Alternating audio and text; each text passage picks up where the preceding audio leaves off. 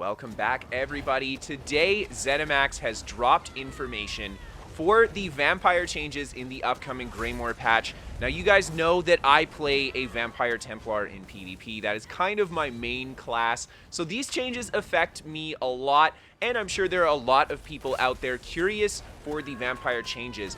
And, well, honestly, I really think this rework needed to happen. Vampire only had 2 usable skills and an ultimate, and then a handful of passives. These changes add a lot, so we're going to go through all of them, and before anybody panics, nothing was taken away, and that was the big thing that I really wanted for Vampire. I didn't want us to lose anything, and we didn't. We just gained a whole bunch of new stuff, a whole bunch of new abilities, and there was a little bit of balance pass on some stuff, so let's jump right into it. And before we begin, I just wanted to say that this is in the alpha stages of testing for ZeniMax. This isn't even on the beta yet. So what we see on the beta will likely have a few changes from what we see right now. ZeniMax is still going to go through, change some things, and of course, balance the numbers for everything as well. So without further ado, let's take a look at the first new ability that Vampire has gotten. And this is a Spammable, and this is huge. This is something that I really thought Vampire would get, but it isn't exactly what I thought we would get. So the first one is a magic costing ability. You slice an enemy open, dealing magic damage. You deal increased damage based on your missing health, and it's a guaranteed critical strike if you are under 50% health, I believe that value is. Now, these values, like I said, can be subject to change, but that is a very interesting spammable that puts a lot of reward on, especially the undeath portion of Vampire, just playing that low HP style. Could also possibly synergize really well with some of the new sets that we saw in this last patch as well. And the other morph of Eviscerate is going to be Bloody Mess, and this is going to still deal magic damage, so we don't get the stamina morph for a Vampire. However, it will still deal increased damage based on your missing health, and it costs health to use now, and it increases the damage bonus when your health drops as well. So this is a very, very interesting skill because it will scale, I believe, off your magic attacks is what I'm understanding here. So you can use your health as an offensive stat, and then of course this will deal more damage as your health drops as well. Very, very interesting spammable here. I can't wait to try this out, especially Magicka builds. They're going to have a lot of cool options going Vampire now that they kind of didn't before. Now, the next skill we got is a buff skill, and this is also something that I really thought we would see with the Vampire rework, and this is really cool. So it is a toggle ability that you can toggle on and off. So our first morph here is called Cold Blood. You go into a Blood Frenzy, increasing your weapon and spell damage by X. Every second that this ability remains toggled on, you increase the bonus cost by a percentage up to a maximum of a certain percentage. We don't know these values yet, and while toggled on, nobody can heal you but yourself. This is a very, very cool passive toggle. I hope that you can backbar this and toggle it. You don't have to have it on both bars. By the reading of this text here, it looks like it does. But man, that weapon damage and spell damage increase at the cost of a certain amount of health per second. And then our other morph, Taste for Blood, does mostly the same things, except when you toggle the ability off, it heals you for a total chunk of the health that you spent while the toggle was on, instead of increasing the cost and increasing the damage bonus as the toggle remains on. So you have 2 kind of options here, one a little bit more offensive, and then of course one a little bit more defensive, giving you that healing option.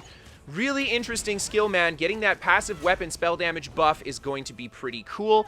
We'll have to see how this plays out and what the values actually sit at. I'm thinking it's probably going to be around 250-ish. And next up, we have got the Vampire Drain. This has been reworked a little bit. Invigorating Drain seems to function the exact same. It, of course, won't stun anymore, though, based on what I see here. I think the stun has been completely removed from the end of the Drain as well. But you still get to siphon the ultimate out of your opponent. And then we've also got Brain Drain. And this one is a little bit different because it is not only going to deal the damage and heal you for the percent of your missing health, but it'll also restore a percent of your missing magicka. So kind of a restorative tether there. Interesting to see. I mean, the range on these drains, based on the footage that I saw on Alcast's video, is a lot more than it used to be. So you actually have some distance on the drain now, but yeah, we'll have to see how it plays out when we get onto that live server, or when we get on the PTS and actually get to test these abilities.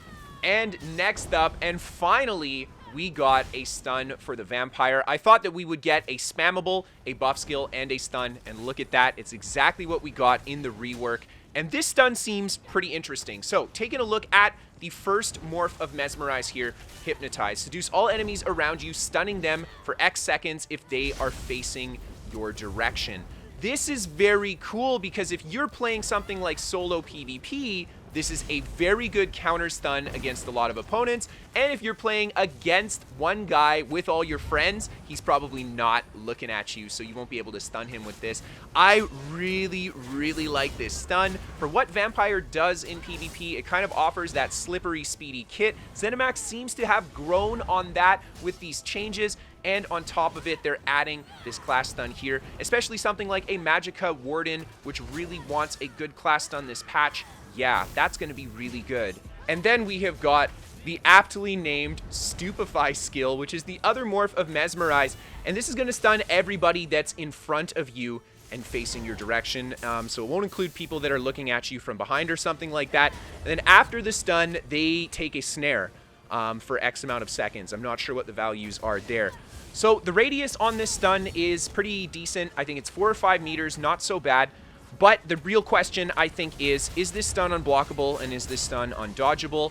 These are things that we will have to test on the PTS to find out, unless ZeniMax will just grace us with an answer, which they probably won't. So there you go. Yeah, we'll have to see. I am really, really curious about this stun. If it is unblockable, undodgeable, I'm going to be a little concerned that they're continuing to add stuns like that to the game, especially with the removal of the stun off the partial charged heavy attack. We're just going to be entering kind of an incredibly low skill stun meta where a good player will be next to impossible to kill. But anyway, let's move on to the next skill. And it is Mist Form, and this is arguably the vampire skill that most people, I think, didn't want to see get ruined, and it did not. They got a new morph of Mist Form, and then Elusive Mist retained its old abilities. So Blood Mist is now going to dissolve into a Bloody Mist, and you reduce your damage taken, just like in Mist Form. While you're in the Blood Mist, you deal magic damage every second to enemies around you, and you heal for the damage caused. This is very interesting because this is a source of healing that will actually work in Mist Form. All other sources of healing will still be cut off during Mist Form, and you can also not regenerate Magicka while you're in Mist Form as well. Now, this form of Mist, I think, is going to be very interesting to see in PvP. I think that for my Templar personally, because I already get the Expedition off the roll, this might actually be the Mist Form morph that I pick for that additional durability while in Mist Form. But, you know, only time will tell. Honestly, I really like that they didn't mess with Mist Form too much. The big change to both these Mists, of course, is now that they are toggle abilities and they last forever. They shut your healing off, they shut your Magicka off, but you are now in Mist Form until you block cancel out of it. I really, really like that. That is such a good change for this skill. It makes it feel a lot more like a different form that you're entering in and out of, rather than an ability that you have to constantly spam. And I think this really opens up running it, especially on stamina builds that maybe didn't have the Magicka sustain to have it be a viable option before. And finally, guys, let's take a look at those ultimates. Both of these are now Vampire Lord ultimates. Taking a look at the Bat Scion, when you activate this ability, you instantly heal to full health. You get a bonus to your maximum Magicka, health, and stamina as well. And then while in this form, you heal for a percentage of all the damage you deal, and you can see enemies through walls. The Bat Swarm also appears around you, dealing damage every second as well, and that of course will heal you. All your attacks in Bat Swarm will heal you now, not just the Bat Swarm itself. So that is kind of a buff to the Swarm. We'll have to see what the number values are, but the healing amount on it seems to be better than it was before. And then, of course, we've got the Night Scion, the other morph of the ultimate. It, again, will increase all of your stats and heal you when you use the ultimate. And then on top of it, while you're in this form, you still heal for the damage done, but you enter Vampire Stage 5. So instead of getting the Bat Swarm, you now are a Stage 5 Vampire who has all the benefits of a Stage 4 Vampire. However, no deficits. So an interesting ultimate there. This one, I think we have to see the duration of it. How long is this one going to last? Because that could potentially be very, very good for a vampire. And then, of course, let's take a look at those passives, guys. There have been some big changes here. The first one is Darkstalker. Ignore the movement speed penalty of Sneak and decrease the time it takes to enter Sneak. This used to only affect you at night, so you'd enter Sneak faster when it was dark, but now it's all the time. That is really awesome. Of course, the feeding passive has been heavily reworked as well. Now you feed to become a higher stage vampire instead of feeding to lower your vampire stage. As you become a higher stage vampire, you become more powerful as well. And it shows you the values when you are in different vampire stages down below on the tooltip here. These, of course, are the alpha values, so we don't get good values here, but yeah, this is nice for the information's sake. Otherwise, for the most part, there are no big changes other than the flop for how feeding kind of works.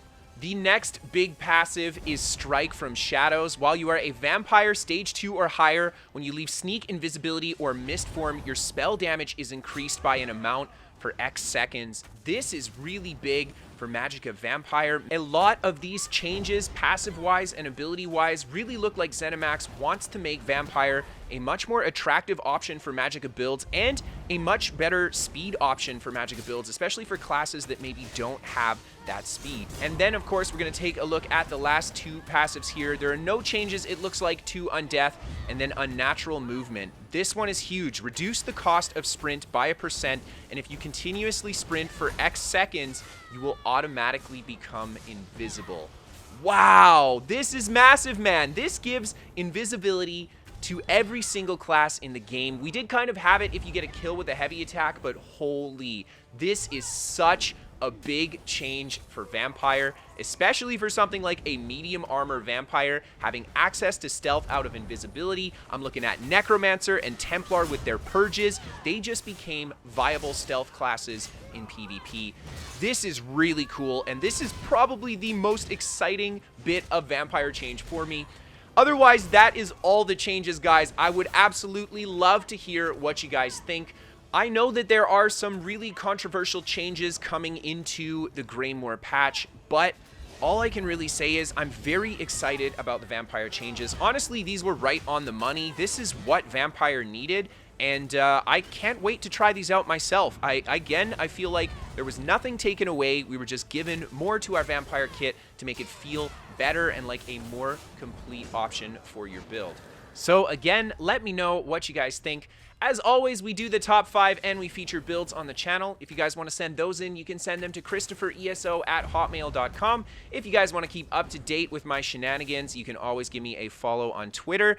Come check out my Twitch for live gameplay if you guys want to catch me live. And then, of course, I have a website, KristoferESO.com. It's got guides for my written builds, and of course, it is a hub to all of my ESO content. We are sponsored by What the Fast. They're a VPN for gamers. They can give you better ping to your favorite games. If you get bad ping, give them a shot, guys. There is no charge to try, 100% free, down in the description below.